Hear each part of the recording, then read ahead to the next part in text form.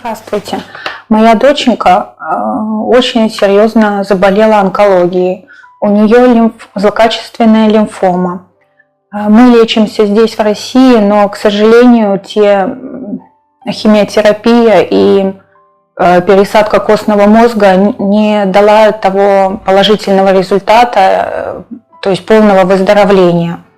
И сейчас единственным нашим шансом на спасение является кардиотерапия в Китае. Но, к сожалению, она стоит очень дорого. Нам назвали цену. У нас в нашей семье таких денег нет.